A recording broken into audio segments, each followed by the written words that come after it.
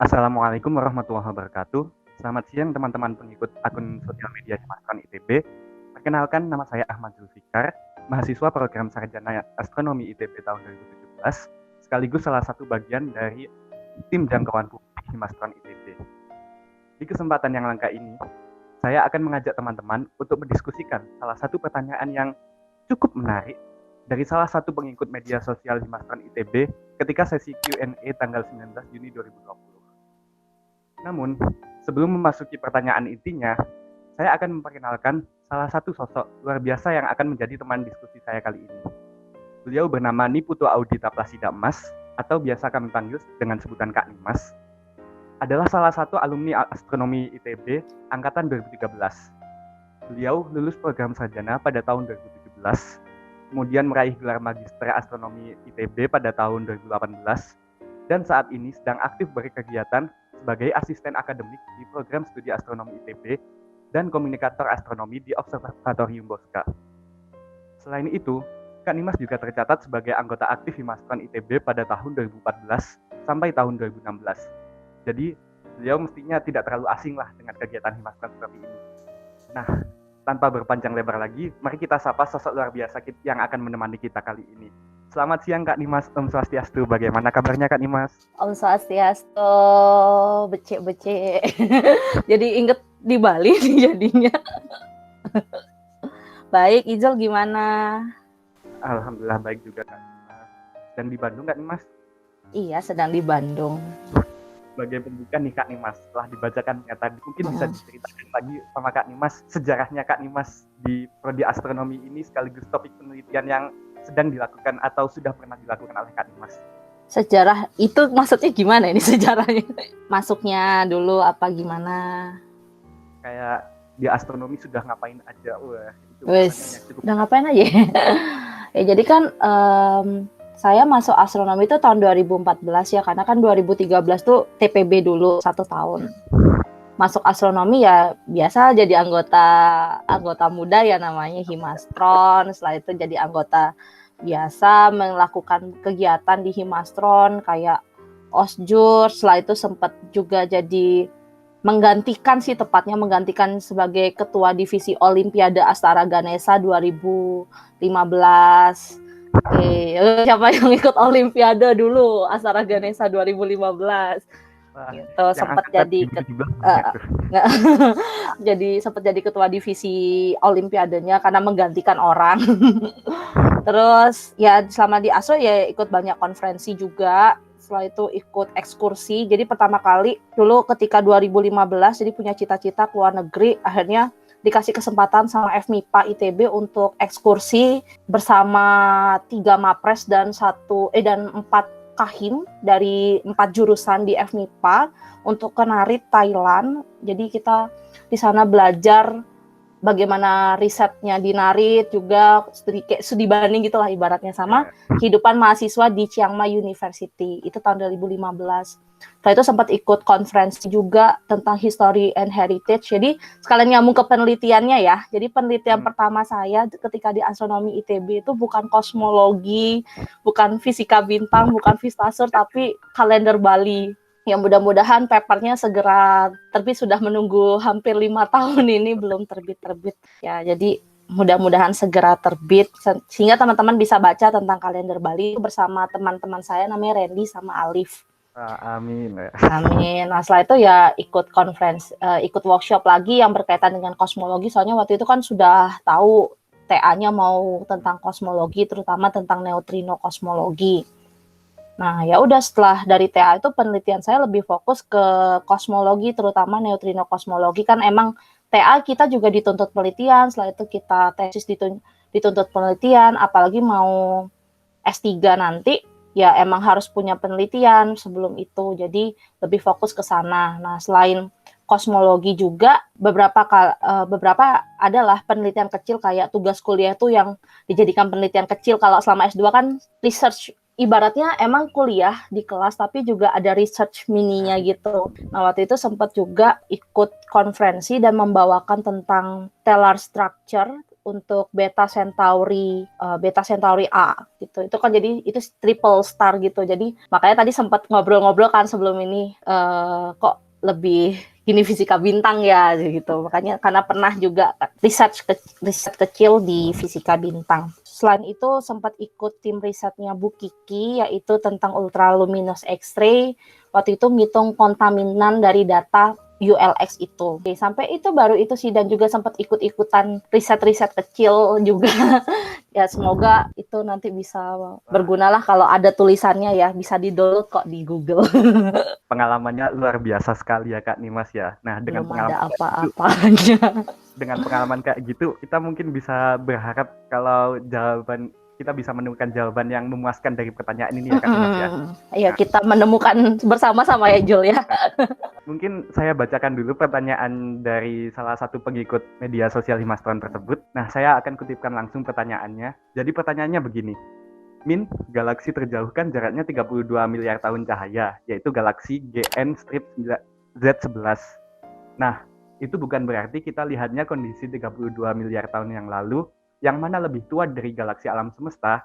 Sekedar informasi buat teman-teman, usia alam semesta saat ini diperkirakan sekitar 13,8 miliar tahun. Benar kan, Mas? Benar. Ya, kira-kira ya, karena kita juga masih debat nih masalah H0-nya nih. Banyak nih topiknya kalau kayak gitu. Lalu pertanyaan selanjutnya, kira-kira teknik seperti apa yang dibutuhkan biar tahu jarak seperti itu dan bagaimana teknik tersebut dilakukan? Nah, sebelum masuk ke pertanyaan tersebut, mungkin saya ingin bertanya dulu nih ke Kak Nimas. Nah, saya kan juga mencoba searching dulu masalah galaksi GN-Z11 tersebut. Saya searching, muncul beberapa istilah kayak jarak proper, jarak co-moving, dan redshift. Itu terus berulang. Mungkin bisa dijelaskan dulu istilah-istilah tersebut bagaimana? Oke, mungkin sekalian ingat-ingat ya kuliah pengantar kosmologi ya oleh Bu Hesti. Jadi dulu tuh emang ngebingungin banget, terutama kalau definisi redshift kan mungkin nanti kita bahas sendiri. Itu udah jelas definisinya bagaimana, tapi yang buat bingung tuh kadang apa itu jarak co-moving, apa itu jarak proper. Jadi bayangannya gini biar gampang. Jadi misal kita punya 3 titik nih, 1, 2, 3. Ini agak susah nih, 1, 2, 3. Nah, misalnya titik 1 ke titik 2 tuh jaraknya 1. Titik 2 ini ke titik 3 jaraknya 2. Jadi perbandingan 1:2 kan. Nah, alam semesta kita kan mengembang nih. Alam semesta kita mengembang. Nah, si perbandingan jaraknya kalau misalnya alam semesta kita ini mengembang dan alam semesta kita ini isotropik dan homogen, maka perbandingannya walaupun dia mengembang tetap 1:2. Nah, itu jarak co-moving. Jadi gambaran sederhananya seperti itu sih. Mau yang ribet? Jangan ya. Untuk jarak proper dan redshift sendiri. Nah, kalau jarak proper tuh gini. Alam semesta kita ngembang nih. Tapi kan sebenarnya tadi kan kita ada 3 titik nih. 1:2. Nah, karena alam semestanya mengembang, perbandingan 1 sama 2-nya kita detailin misalnya berapa kilometer. Itu kan belum tentu sama gitu loh. Jadi misalnya untuk suatu era, misal katakanlah 1 juta tahun yang lalu, itu bisa aja katakanlah 1 kilometer banding 2 kilometer. Tapi untuk saat ini, kan belum tentu ini 1 kilometer sama 2 kilometer. Nah, jadi jarak proper itu lebih kepada kita kayak ambil suatu waktu tertentu, katakanlah hari ini, kita ukur langsung jaraknya berapa, gitu. Nah, gitu. Jadi lebih ke detailnya sih kalau bisa dibilang. Kalau misalnya kita gambarin di kehidupan sehari-harinya berapa kilometer itu di waktu yang sekarang, tapi waktunya kita harus stop dulu nih ceritanya. Ya, tapi kan waktu nggak bisa di stop ya. Nah, jadi kira-kira gambaran sederhananya seperti itu sih untuk jarak co-moving sama jarak proper gitu. Jadi kita stop waktunya untuk jarak proper, tapi untuk co-moving dia akan tetap secara perbandingannya bagaimana posisinya juga kira-kira tetap. Untuk redshift sendiri bisa dijelaskan secara singkat, Kak? Dan ini kan galaksi GN-Z11 ini kan juga saya ketika searching di banyak sumber dicantumkan kalau galaksi ini sebagai galaksi dengan redshift yang tinggi. Nah, itu mungkin bisa dijelaskan apa pengaruhnya juga terhadap penentuan jarak ini? Oh gitu, oke. Jadi gini, pertama kita gambarin dulu nih, misalnya kita lagi diem-diem bae nih di kosan gitu ya. Tiba-tiba ada ambulan lewat, cush, gitu. Pas deket ambulannya ke kosan kita, bunyinya makin nyaring kan ya. Iya. Nah, intensitasnya artinya kan makin tinggi tuh suaranya dari ambulannya. Namun ketika dia menjauh, intensitasnya makin menurun. Nah, sama seperti benda-benda langit. Jadi ketika benda langit itu mendekati kita, cara frekuensi dia akan lebih tinggi dan panjang gelombangnya akan jadi pendek. Jadi frekuensi dan panjang gelombang itu berbanding terbalik. Terus kalau misalnya benda itu menjauhi kita, artinya panjang gelombangnya itu makin besar, frekuensinya makin kecil gitu. Sekarang untuk redshift sendiri itu sebenarnya definisi dari panjang gelombang yang kita amati dikurangi dengan panjang gelombang yang diemisikan si galaksi tersebut ke kita. Jadi kalau diemisikan kan berarti itu ibaratnya panjang gelombang mula-mulanya, ya enggak? Dibagi dengan panjang gelombang mula-mulanya dia. Jadi panjang gelombang ketika dia emisikan. Jadi redshift seperti itu. Artinya sebenarnya kalau menurut Pak Hubble menemukan hubungan antara jarak dan kecepatan, artinya kan makin jauh jaraknya kecepatannya makin besar kan ya? Nah, semakin besar kecepatannya itu maka nanti pergeseran di panjang gelombangnya itu makin jauh. Nah, itu jadi nanti hubungannya ke jarak redshift ini artinya semakin besar nanti redshiftnya, artinya makin jauh pergeseran dari panjang gelombang yang kita observasi itu, maka makin jauh pula jarak dari si galaksi tersebut. Gitu kira-kira. Apakah kalau disederhanakan bisa dibilang kalau redshift-nya semakin tinggi akan semakin menjauh? Semakin menjauh, makin jauh. Jadi makin tinggi redshift, makin jauh, artinya kita makin melihat ke alam semesta yang makin muda. Makanya sebenarnya redshift ini bisa menjadi suatu indikator untuk menentukan jarak dan juga untuk melihat bagaimana ini kira-kira di umur alam semesta yang berapa sih gitu.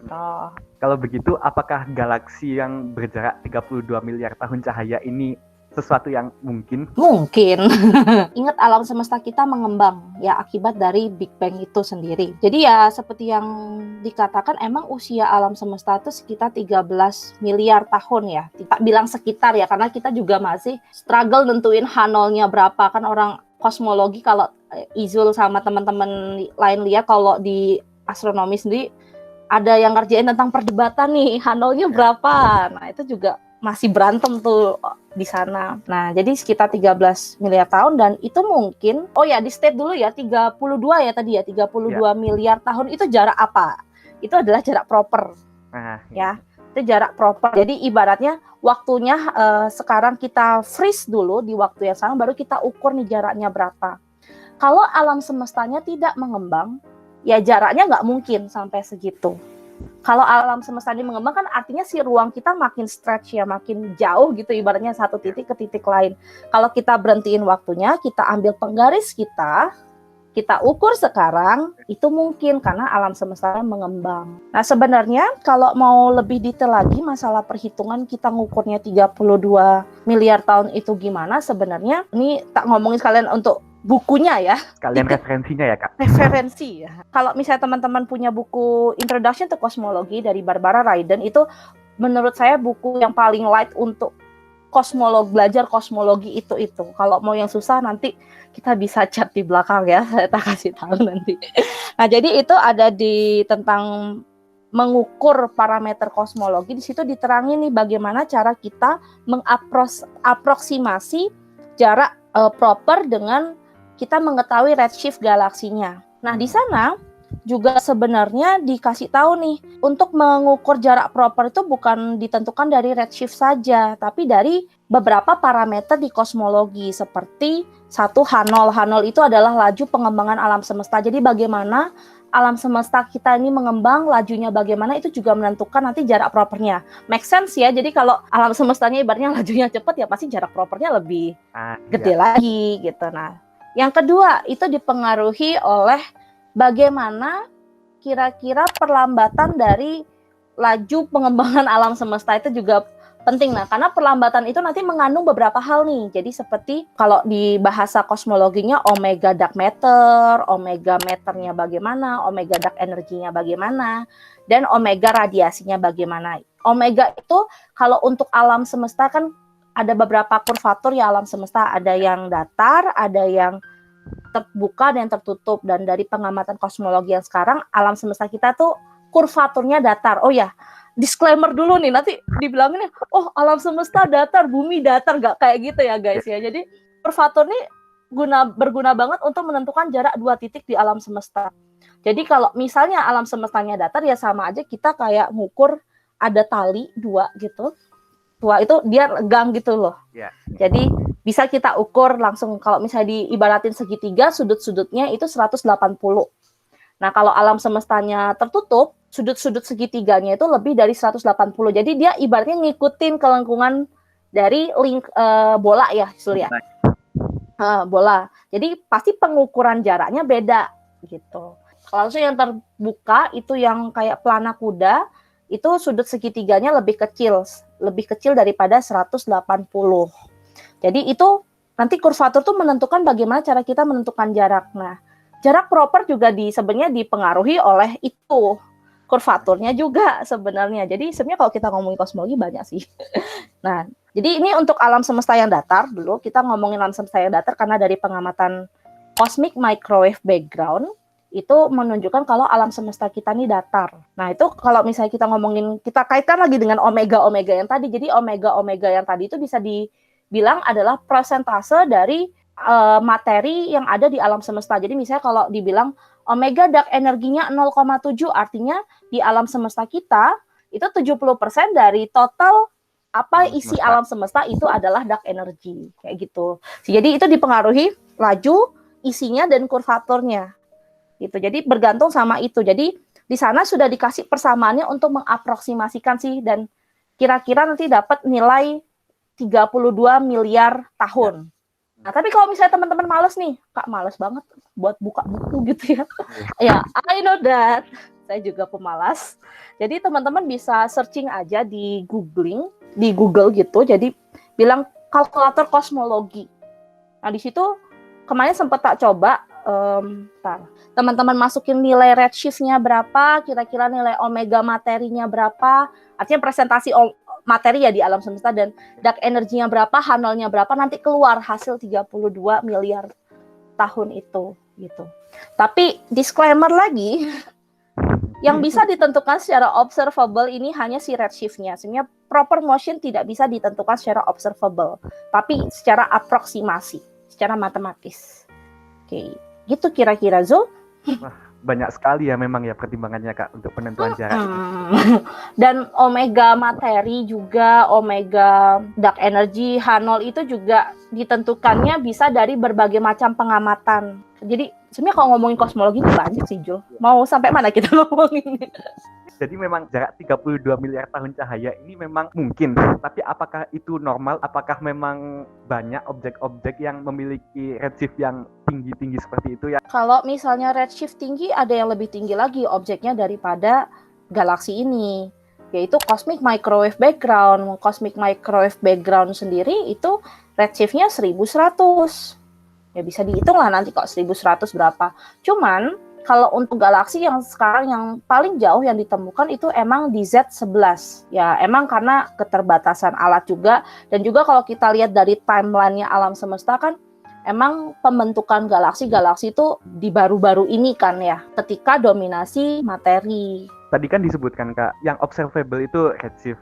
Mungkin bisa dijelaskan dikit, Kak, teknik pengamatannya, apakah itu harus membutuhkan teknik yang khusus dengan teleskop yang luar biasa canggih, atau kita bisa mengamatinya sendiri dengan teleskop kecil-kecilan yang biasa kita punya gitu? Kalau teleskop kecil-kecilan, jadi gini, untuk teleskop ya, untuk teleskop sendiri kita tahu semakin besar penampang dari teleskop tersebut, artinya lensanya atau cerminnya, maka kita bisa melihat objek yang semakin jauh. Kalau kita ngomongin teleskop yang kita punya di rumah yang hanya katakanlah 10 cm, bentok-bentok 20 cm, itu susah ya. Jadi karena objek-objek galaksi itu jauh banget ya. Tadi aja yang paling jauh ditemukan berapa? 32 miliar tahun cahaya, itu jauh banget. Dan pasti kalau udah nyampe ke bumi, kita tangkap dengan teleskop itu butuh waktu integrasi yang panjang sekali, yang mungkin objeknya sudah tenggelam nantinya gitu. Jadi untuk teleskop yang dipunya teman-teman di rumah tidak bisa. Tapi secara teknik kita memerlukan teknik spektroskopi di sini. Ya tentu saja spektroskopinya harus yang resolusinya tinggi gitu ya. Tapi untuk detailnya sih mungkin lebih bisa diskusi sama Pak Hakim ya berkaitan dengan spektroskopinya ya. Oke, tapi secara singkat seperti ini. Tadi kan kita lihat redshift itu pengertiannya lambda observasi dikurangi lambda emisi, di mana lambda emisi itu ibarat adalah lambda diam yang bisa kita sintesis dari laboratorium per lambda emisinya. Oke, jadi lambda emisi ini asal kita tahu garisnya katakanlah Lyman alpha, itu adalah garis hidrogen yang si elektronnya pindah dari tingkat N2 ke N1. Kalau dia absorpsi kebalikannya. Nah, jadi itu bisa diukur si lambda emisinya itu di laboratorium. Karena itu termasuk lambda diam ya. Sekarang yang kita lihat ini adalah Lyman alpha-nya dari sebuah galaksi yang jauh dengan menggunakan pengamatan spektroskopi. Biasanya dia sudah geser jauh nih dari Lyman alpha itu kan di ultraviolet ya. Gesernya bisa jauh banget nih kalau galaksinya jauh. Katakanlah ke panjang gelombang visual yang paling umum. Itu biasanya galaksi yang redshift-nya 3 tuh ke panjang gelombang visual dia gesernya.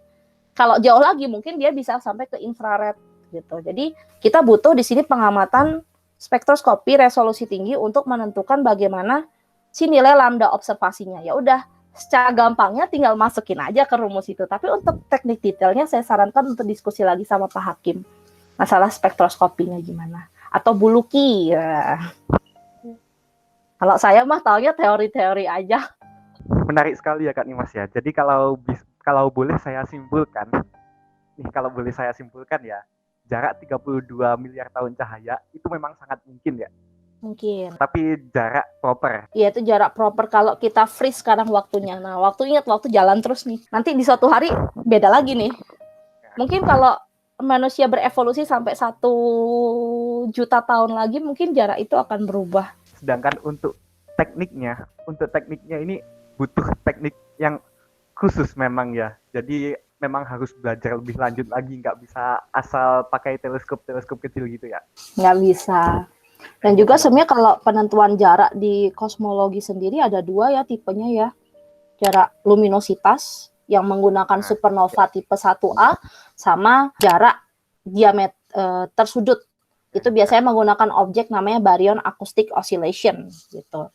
Mungkin di sesi berikutnya kita bisa lebih bahas tentang supernova tipe 1A, tentang baryon acoustic oscillation gimana, dan dari data kedua makhluk ini itu sebenarnya bisa diturunin lagi tuh parameter kosmologinya gimana.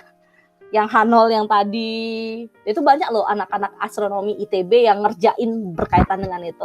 Menarik sekali ya Kak Nimas ya. Untuk ngomongin kosmologi ini memang kita mestinya butuh waktu yang sangat banyak karena banyak sekali yang bisa dibahas. Tapi karena keterbatasan waktunya, mungkin kita sudahi saja diskusi kali ini. Mungkin Kak Nimas ingin memberikan sepatah 2 patah kata sebagai penutup diskusi kali ini. Oh iya. Yang pertama berkaitan dengan alam semesta, kalau kita lihat timelinenya ya, alam semesta di 1 detiknya alam semesta itu sudah banyak melakukan sesuatu. Kita coba compare sama diri kita. 1 detik kita sudah melakukan apa? Ya udah, kalau kita 1 detik terlalu cepat, kita pikirkan 1 jam kita udah melakukan apa. Usahakan 1 jam dalam hidup kita itu berarti untuk masa depan kita nantinya. Gitu. Yang kedua, stay safe, pakai masker, selalu ikut protokol kesehatan. Gitu aja sih. Quotesnya benar-benar menohok orang-orang seperti saya yang cukup banyak rebahannya di rumah. Saya juga banyak rebahan. Tapi jangan lupa rebahannya sambil baca buku. Terima kasih atas jawabannya Kak Nimas. Diskusi yang sangat bermanfaat kali ini. Saya cukupkan sekian. Wassalamualaikum warahmatullahi wabarakatuh. Tetap jaga kesehatan dan ikuti protokol kesehatan. Terima kasih. Dadah.